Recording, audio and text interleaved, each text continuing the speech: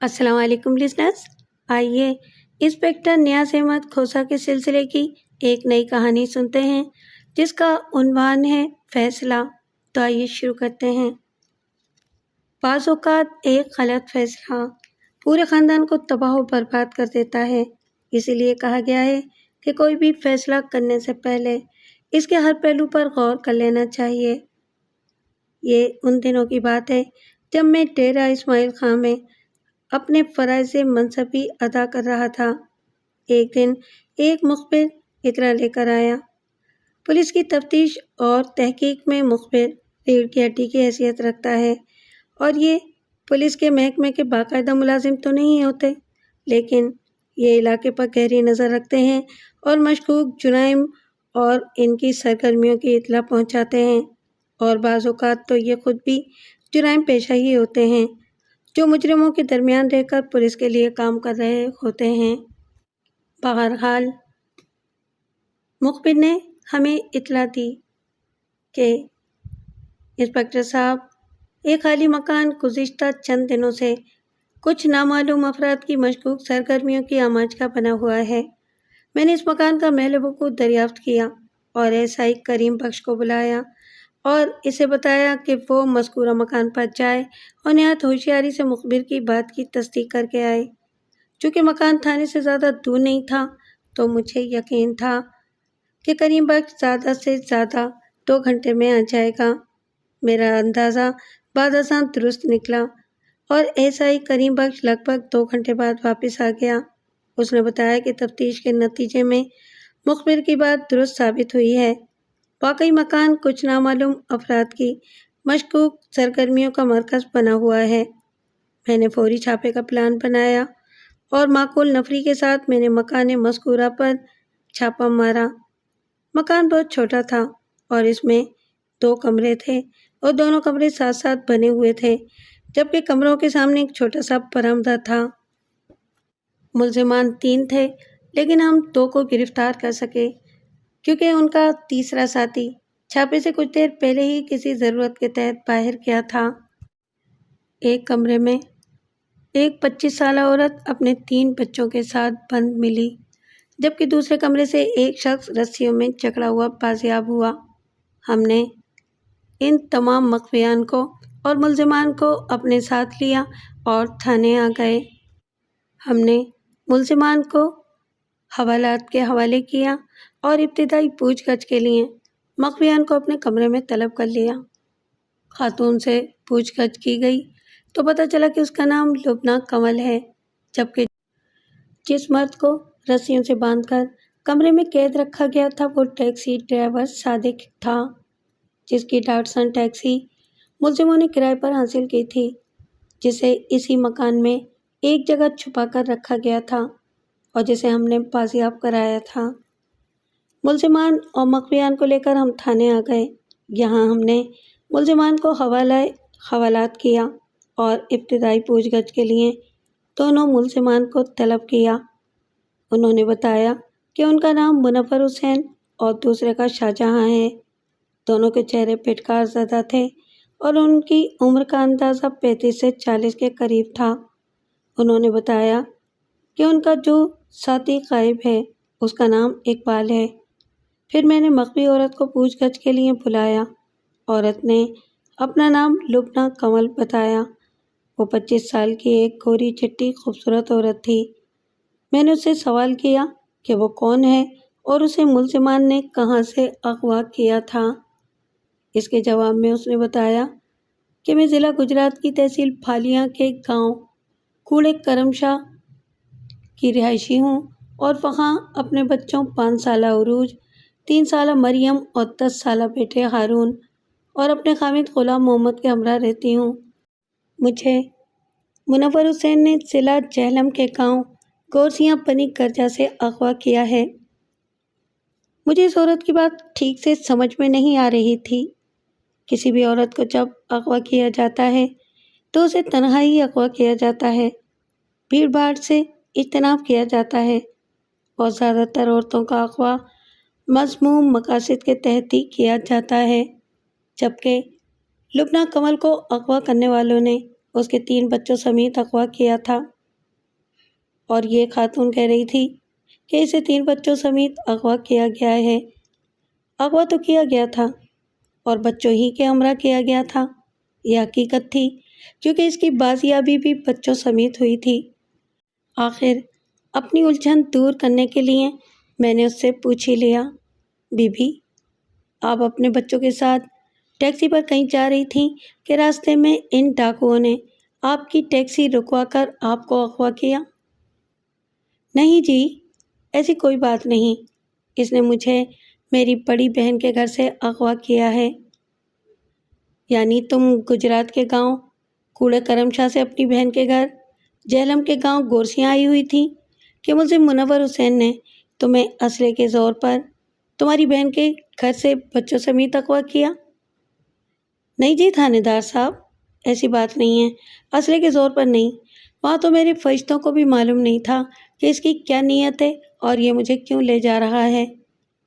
یعنی تم راضی خوشی اس کے ساتھ روانہ ہوئی تھی؟ ہاں جی۔ بات کچھ سمجھ میں نہیں آ رہی ہے، میں نے نہایت حیرانی سے کہا، کیا تم ذرا وضاحت سے سمجھاؤ گی؟ لبنہ کنول نے ذرا دیر خاموش رہ کر کچھ سوچا اور پھر بولی، وہ جی بات دراصل یہ ہے کہ میری مرحومہ بڑی بہن کبریٰ کا جوان سال بیٹا محسن میرے گھر کوڑے کرم شاہ پہنچا تھا۔ میں نے اس سے اس کے دوسرے بہن بھائیوں کی خیریت پوچھی تو بولا، خالہ وہ بھی تم کو بہت یاد کرتے ہیں، چلو نا چند دنوں کے لیے ہمارے گھر، ان سے ملاقات کر لو۔ میرا دل بھی ان سے ملنے کو بہت چاہتا تھا۔ میں نے اپنے خامن سے پوچھا، اس نے اجازت دے دی۔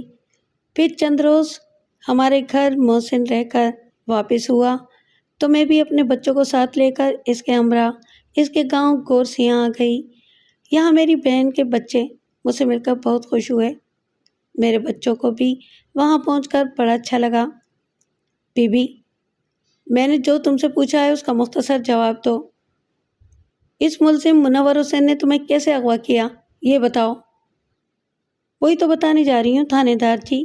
وہ ذرا رکی اور پھر کہنا شروع کیا، 10-12 دن مرحومہ بہن کے بال بچوں کے ساتھ رہ کر جب میں نے گھر آنے کی تیاری شروع کی تو اس بدنیت منور نے مجھ سے کہا، چل میں تجھے تیرے گھر چھوڑ دیتا ہوں، اور پھر وہ رات کے کوئی 9 بجے ٹیکسی لے آیا۔ ٹیکسی کی اگلی نشست پر ڈرائیور کے بازو میں محسن بیٹھ گیا، جبکہ میں بچوں کے ساتھ پچھلی سیٹ پر بیٹھی رہی۔ منور بھی بیٹھ گیا۔ ٹیکسی کچھ آگے گئی تھی کہ منور نے ڈرائیور کو ٹیکسی روکنے کو کہا۔ ایک اور بندہ ٹیکسی کی فرنٹ سیٹ پر بیٹھ گیا۔ میں نے اس کے بارے میں پوچھا کہ یہ کون ہے؟ تو منور نے بتایا، اپنا ہی آدمی ہے۔ تھوڑی دیر بعد معلوم ہوا کہ اس کا نام اقبال ہے، اور پھر بعد میں پتہ چلا کہ وہ منور کا بھانجا ہے۔ بہرحال ٹیکسی چلتی رہی۔ رات بہت تاریک تھی۔ رات بھر کے سفر کے بعد جب صبح ہوئی تو اقبال نے ڈرائیور کو حکم دیا، اب ادھر نہیں ادھر چلو۔ مگر صاحب جی یہ سڑک تو ڈیرہ اسماعیل خان کی طرف جاتی ہے، جدھر بھی جاتی ہو تم گاڑی چلاؤ۔ یہ کیسے ہو سکتا ہے صاحب جی، جہاں جانے کے لیے کہا گیا تھا اسی طرف تو جاؤں گا۔ اس نے گاڑی کی رفتار کم کرتے ہوئے کہا، تم اپنی مرضی سے مجھے دوڑاتے رہو گے، ایسا تو نہیں ہوگا۔ اقبال نے جھٹ اپنی جیب سے پستول نکال کر اس کی نال اس کی کن پٹی پر رکھ دی اور سانپ کی طرح پھنکارا، چپ چاپ میری مرضی کے مطابق چلتے رہو، زیادہ بہادر بننے کی کوشش کی تو یہی مار کر تمہیں پھینک دوں گا۔ مجھے بھی یہ سب کچھ اچھا نہیں لگا۔ جدھر جانے کے لیے ڈرائیور کو مجبور کیا جا رہا تھا، میں نے محسوس کیا کہ یہ راستہ تو میرے گھر کی طرف نہیں جاتا، لہٰذا مجھ سے خاموش نہیں رہا گیا۔ یہ تم لوگ گاڑی کدھر لے جا رہے ہو؟ میں نے منور سے پوچھا۔ منور نے جواب دینے سے پہلے اپنی جیب سے اسلحہ نکال کر اس کا رخ میری طرف کر دیا۔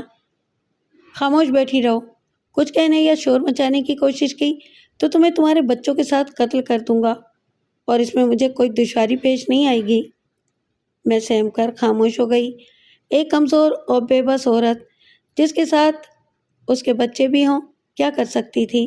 میں نے ذرا دیر بعد محسوس کیا کہ میرا 10 سالہ بیٹا خارون کچھ بے چین ہو رہا ہے، شاید وہ کچھ کر گزرنے کا سوچ رہا تھا۔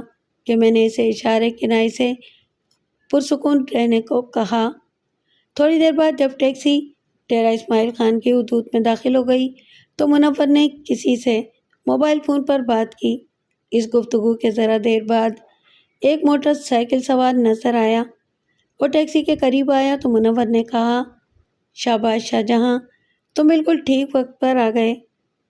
کیسے نہیں پہنچتا یار، تم نے اطلاع دی تھی کہ مال مسروقہ کے ساتھ آ رہے ہو، سارا بندوبست کر لیا ہے نا؟ بالکل، یہ بھی کوئی پوچھنے کی بات ہے؟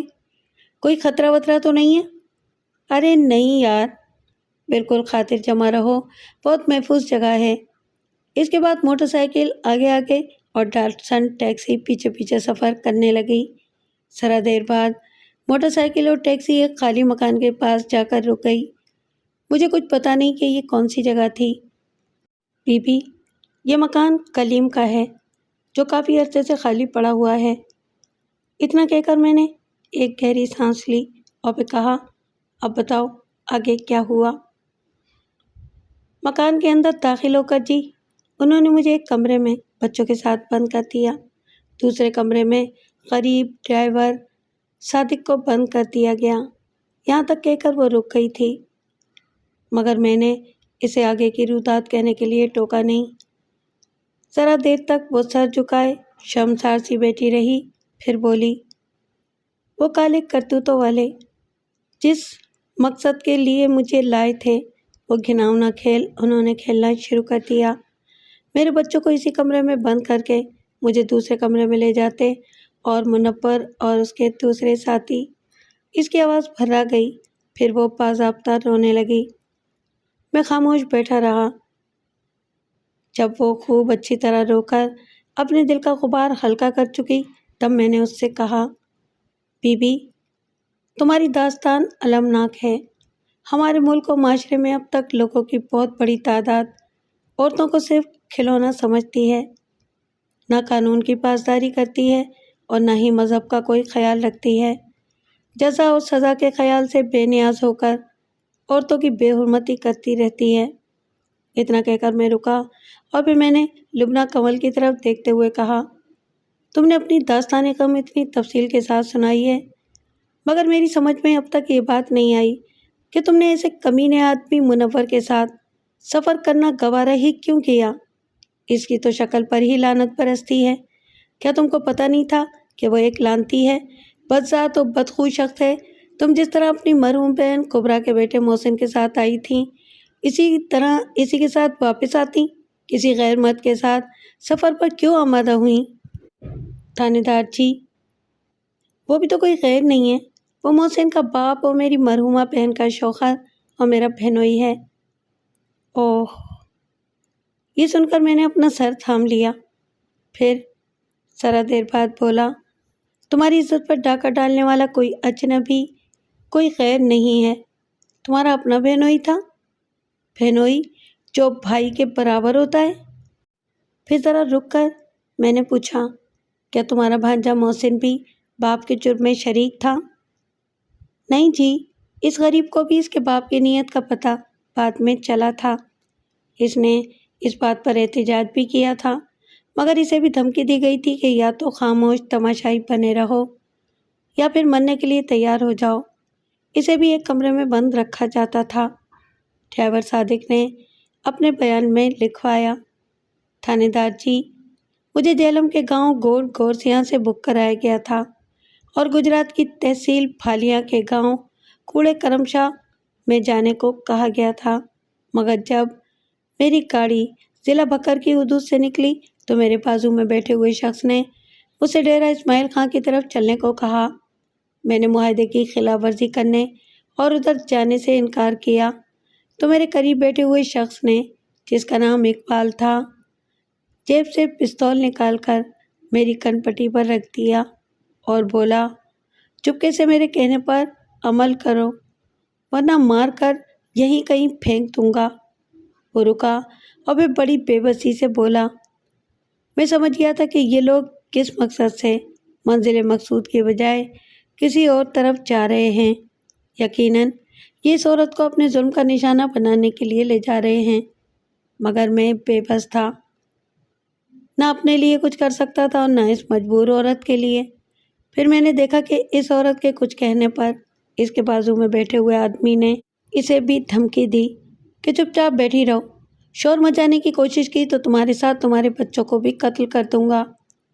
صاحب جی، ان لوگوں نے اس مکان میں لے جا کر پہلے تو مجھے ایک کمرے میں بند کر دیا، پھر بولے اپنی اس ٹیکسی کے مالک کو فون کر کے بولو کہ تمہیں ٹیکسی کے ساتھ اغوا کر لیا گیا ہے، 4 لاکھ روپے ادا کرے اور ٹیکسی کے ساتھ تمہیں لے جائے۔ میں نے ان سے کہا مجھے مالک کا ٹیلی فون نمبر یاد نہیں۔ یہ کیسے ہو سکتا ہے؟ کیا تمہارے پاس موبائل فون نہیں؟ نہیں، میرے پاس کوئی موبائل نہیں۔ مگر انہیں یقین نہیں آیا۔ میری خوب اچھی طرح تلاشی لی اور میری ٹیکسی میں بھی تلاش کیا، مگر ہوتا تب ملتا نا۔ اس پر وہ بولے تمہارے مالک کے پاس تو ہوگا موبائل؟ ہاں ہے، مگر مجھے اس کا نمبر معلوم نہیں، مجھے اس کی کوئی ضرورت نہیں پڑتی، اس لیے کچھ معلوم کرنے کی ضرورت محسوس نہیں کی۔ مگر میری اس بات کا بھی انہوں نے یقین نہیں کیا اور مجھے مسلسل مارتے پیٹتے رہے، مجھ پر تشدد کرتے رہے اور کہتے رہے کہ تو جھوٹ بولتا ہے، تجھے مالک کا موبائل نمبر معلوم ہے مگر تو بتانا نہیں چاہتا۔ میں چپ چاپ مار کھاتا رہا۔ ان کی اس ہٹ درمی کا کیا جواب دیتا؟ ان کی مار کھاتا رہا، روتا رہا اور گڑ گڑاتا رہا اور دل دل میں اللہ سے دعائیں مانگتا رہا کہ ان ظالموں سے نجات دلا میرے مولا۔ بس یہ اللہ ہی کی مدد تھی کہ آپ لوگ وہاں پہنچ گئے اور ان ظالموں سے ہمیں بچا لیا۔ اس ساری تفتیش کے دوران ایس آئی کریم بخش بھی میرے ساتھ موجود تھا۔ میں نے ایس آئی کریم بخش سے کہا کہ اب اصل ملزم منور سے تفتیشی گفتگو کی جائے گی، اسے بلواؤ۔ اور جب وہ آیا تو میں نے اس سے کہا لوگ تو اپنے گھر کی خواتین کے محافظ اور رکھوالے ہوتے ہیں، مگر تو کیسا بدطینت و بداتوار شخص ہے کہ اپنے گھر کی عزت کو بازار میں لے جا کر نیلام کیا۔ 3 بچوں کی ماں کو جو تیری اپنی سالی ہے، نہ صرف خود اس کی عزت کو تار تار کیا بلکہ اپنے ساتھیوں کو بھی اس گھناؤنے جرم میں شریک کیا۔ تیری غیرت کہاں مر گئی تھی؟ یہ اور ایسی ہی باتیں کہنے کے بعد جب میں خاموش ہوا تو منور بڑی ٹھٹائی اور بے شرمی سے بولا صاحب جی، ہر بات کی ایک وجہ ہوتی ہے، ایک سبب ہوتا ہے، وہ اسی قابل تھی کہ اس کے ساتھ یہ سلوک کیا جائے۔ چوری اور سینہ زوری کی یہ اچھی مثال میرے سامنے تھی۔ اپنے گناہوں پر، اپنے کرتوتوں پر شرمسار ہونے کی بجائے کتنی دیدہ دلیری سے یہ شخص کہہ رہا تھا کہ وہ اسی قابل تھی، گویا یہ اس کا قصور تھا جس کی اسے سزا دی گئی۔ ملزم منور بڑا ہی چالاک اور مکار تھا۔ میرے چہرے کے تاثرات سے اندازہ لگا کر بولا تھاندار صاحب، آپ سوچ رہے ہوں گے کہ میں یوں ہی یہ بکواس کر رہا ہوں، مگر میں بکواس نہیں کر رہا۔ وہ کمینی جب اسے ضرورت تھی تو مجھے استعمال کرتی تھی، مگر اب جب میں اپنی ضرورت کا اسے احساس دلاتا ہوں تو نگاہیں پھیر کر مجھ سے بات کرتی ہے جیسے مجھے جانتی ہی نہیں، پہچانتی ہی نہیں۔ اسی لیے مجھے یہ راستہ اختیار کرنا پڑا اسے سبق سکھانے کے لیے۔ میرے کان کھڑے ہو گئے کیونکہ کہانی کا ایک نیا رخ میرے سامنے آ رہا تھا۔ میں نے سوچا تو کیا لبنہ کنول کا کردار بھی مشکوک ہے، جو یہ کہہ رہا ہے کہ جب اسے ضرورت تھی تو مجھے استعمال کرتی تھی۔ اس کا کیا مطلب ہو سکتا ہے؟ یہ تو شادی شدہ خاتون ہے، 3 بچوں کی ماں ہے، تو کیا شادی سے پہلے کا کوئی پرانا قضیہ ہے؟ صاحب جی، آپ خود اندازہ لگا سکتے ہیں۔ منور حسین کی آواز نے مجھے میرے خیالات سے چونکا دیا۔ اگر ایک 15 سالہ لڑکی کی شادی ایک 60 سال کے بوڑھے سے کر دی جائے تو اس کا کیا حشر نشر ہوگا؟ میں نے چونک کر اس کی طرف دیکھا اور اگلے ہی لمحے میں بات کی گہرائیوں تک پہنچنے کی کوشش کرنے لگا۔ منور حسین کہہ رہا تھا آپ عقل مند ہیں، پڑھے لکھے ہیں، مجھ سے زیادہ بہتر طور پر سوچ سکتے ہیں۔ اس کے ماں باپ نے تو اپنے سر کا بوجھ اتار دیا تھا، مگر ایسا کرتے وقت یہ نہیں سوچا تھا کہ اسے زندگی بھر کے لیے ایک عذاب میں مبتلا کر دیا۔ کچھ دنوں تک تو یہ صبر و برداشت سے کام لیتی رہی، پھر اس نے مجھ پر چال ڈالا اور مجھ سے بولی کہ میری مدد کرو ورنہ میں کسی دن گلے میں پھندا لگا کر مر جاؤں گی۔ میں نے اسے منع کیا اور کہا کہ نہیں، تم ہرگز ایسا نہ کرنا، حرام موت مرنے سے بہتر ہے کہ تم تھوڑی سی ہمت سے کام لو اور حوصلہ کر کے زندگی کو نئے رخ پر موڑ دو۔ اور اس نے میری ذرا سی شے پا کر مجھے اس بات پر آمادہ کر لیا کہ میں اس کے دکھ کی دوا بن جاؤں۔ مگر منور حسین، ایک بات سمجھ میں نہیں آئی۔ میں نے اسے درمیان میں ہی ٹوک دیا۔ لبنہ کمال کے والدین نے اپنی 15 سالہ بیٹی کا رشتہ 60 سال کے کسی بوڑھے سے کیوں کیا؟ 15 سال کی عمر تو کوئی بہت زیادہ نہیں ہوتی ہے۔ 2-4 سال اور انتظار کر کے کسی اچھے لڑکے کے ساتھ اس کا رشتہ کیوں نہیں کیا؟ وہ ان پر کیوں بوجھ بن گئی تھی؟ ملزم منور حسین نے فوراً ہی جواب نہیں دیا۔ ذرا دیر تک سوچتے رہنے کے بعد بولا، صاحب جی، آپ نے بہت ٹیڑھا سوال کر دیا ہے، میرے لیے اس سوال کا جواب دینا ذرا مشکل ہے۔ میں نے اسے گھور کر دیکھا اور پھر بولا، زیادہ اوکھا نہ بن، میں یہ بات مان ہی نہیں سکتا کہ تجھے اس کی وجہ نہیں معلوم ہو، اور اگر وجہ معلوم ہے تجھے تو بتانے سے کیوں گڑبڑ کر رہا ہے؟ جہاں اپنی بے حیائی اور کمینی کا اظہار کرتا رہا ہے وہاں اس سوال کا جواب دیتے ہوئے کیوں ہچکچا رہا ہے؟ وہ بات دراصل یہ ہے جی، یہ کہہ کر وہ ذرا رکا اور پھر بولا، میں بلا شک و شبہ کمینہ تو ہوں، مگر اس سوال کا جواب دیتے وقت مجھے اپنی ایک اور کمینگی کا اظہار کرنا پڑے گا۔ اب آپ مجبور کر رہے ہیں تو مجھے بتانا ہی پڑے گا کہ میری ہی وجہ سے میرے ساس سسر نے میری کم سن سالی کی شادی ایک بوڑھے سے کر دی تھی۔ چلو اب یہ بھی بتا دو کہ وہ کیا وجہ تھی۔ وجہ یہ تھی جناب کہ میں ابتدائی سے اپنی سالی کو پسند کرتا تھا۔ اس کی بہن کبریٰ سے شادی کے بعد جب میں نے لبنہ کو دیکھا تو جیسے وہ میری آنکھوں میں بس کر رہ گئی تھی۔ اس کی بڑی بہن یعنی میری بیوی کبریٰ بھی شکل و صورت کی بری نہیں تھی، لیکن بیوی تو پھر بیوی ہی ہوتی ہے، گھر کی مرغی دال برابر۔ اگرچہ لبنہ کی عمر اس سے کہیں کم تھی، پھر بھی وہ مجھے بہت اچھی لگتی تھی۔ بہنوئی ہونے کے ناطے میں اکثر اس سے چھیڑ چھاڑ کرتا رہتا تھا اور کبھی کبھی تنہائی میں کچھ بدتمیزی بھی کر جاتا تھا، جس پر وہ ناراض بھی ہو جاتی تھی۔ پھر ایسا ہوا کہ کچھ دنوں بعد میری بیوی کبریٰ بیمار ہوئی اور اس بیماری میں مر گئی۔ اس کی موت نے مجھے بہت متاثر کیا تھا، اس لیے میرے سسرال والے میرا بڑا خیال رکھتے تھے۔ اس دوران لبنہ بھی میرے اور قریب آ گئی اور اس کے متعلق میرے جذبات اور شدید ہو گئے۔ ان دنوں لبنہ 5ویں جماعت میں پڑھتی تھی۔ تب ایک دن میں نے تنہائی کا فائدہ اٹھاتے ہوئے اس کی عزت کو طاقت و تاراج کر دیا۔ وہ بہت روئی، بہت چیخی چلائی، مجھے بہت برا بھلا کہا۔ اس وقت گھر پر کوئی نہیں تھا۔ جب وہ اچھی طرح رو چکی تو میں نے اسے اچھی طرح سے سمجھا دیا کہ اس کا تذکرہ کسی سے نہ کرے ورنہ میرا تو کچھ نہیں ہوگا، وہی زندگی بھر کسی کو منہ دکھانے کے قابل نہیں رہے گی۔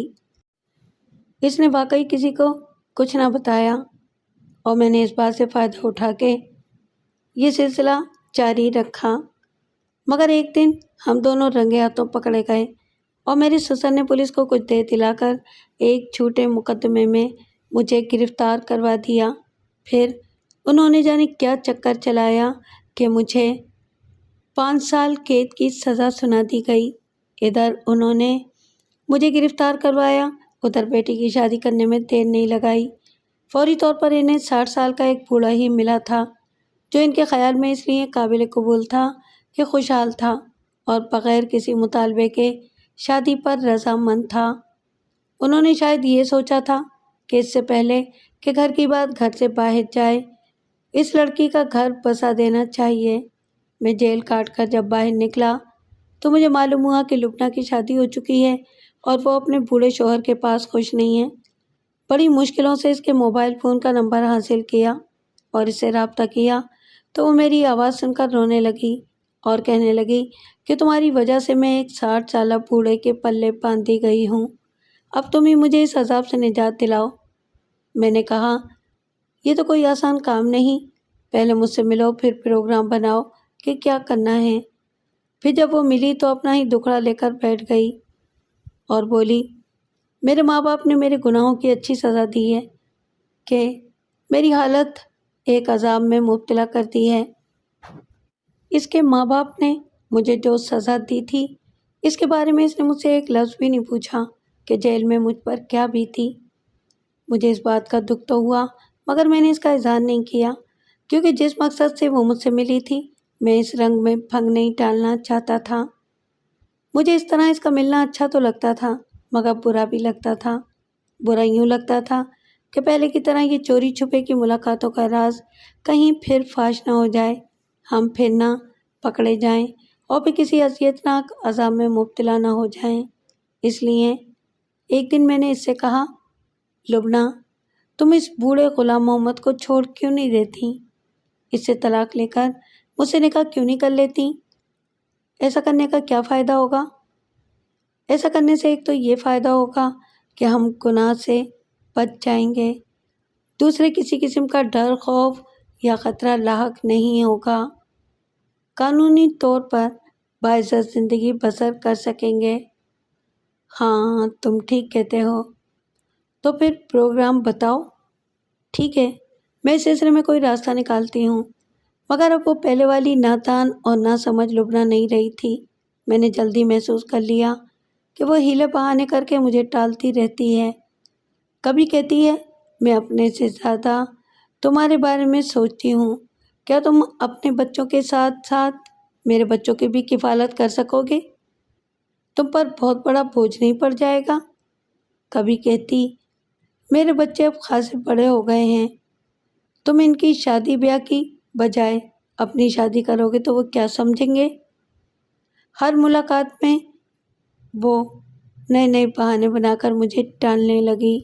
میری سمجھ میں اس کا مطلب یہی آیا کہ وہ اپنے خوشحال خاوند کو چھوڑنا بھی نہیں چاہتی اور اپنی مطلب براری کے لیے مجھ سے ناتا توڑنا بھی نہیں چاہتی۔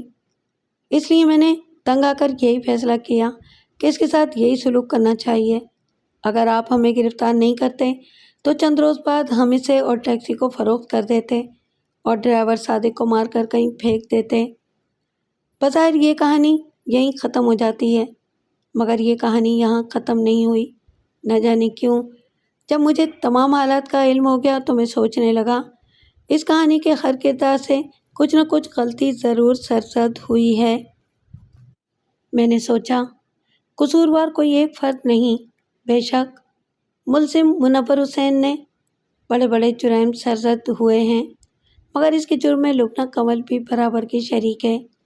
جب اس کا بہنوئی اس کے ساتھ غیر اخلاقی ہنسی مذاق کرتا تھا تو اسی وقت اسے اپنے والدین سے اس کی شکایت کرنی چاہیے تھی تاکہ وہ احتیاطی تدابیر اختیار کرتے اور یہ معاملہ وہیں رک جاتا۔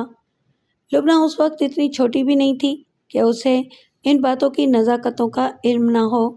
اس کے ماں باپ اس جرم میں یوں شریک تھے کہ انہوں نے اپنی بیٹی پر کڑی نظر نہیں رکھی، اسے تنہا گھر میں چھوڑ دیا، خاص طور پر ایسے وقت میں جب گھر میں ایک جوان مرد موجود تھا۔ یہ ان کی زبردست غلطی تھی اور پھر انہوں نے اپنی اس غلطی کے خمیازے کو چھپانے کے لیے جوان سال لڑکی کو ایک بوڑھے کے پلے سے باندھ دیا۔ یہ بھی نہیں سوچا کہ دونوں کی عمروں کا اتنا نمایاں فرق دونوں کی زندگی پر کیا اثرات مرتب کرے گا۔ اس بوڑھے خاوند کا بھی یہ قصور تھا کہ اس نے یہ سوچے سمجھے بغیر 15 سال کی ایک لڑکی کو بیوی بنا لیا کہ اس کی جوان امنگوں کا وہ ساتھ بھی دے سکے گا یا نہیں۔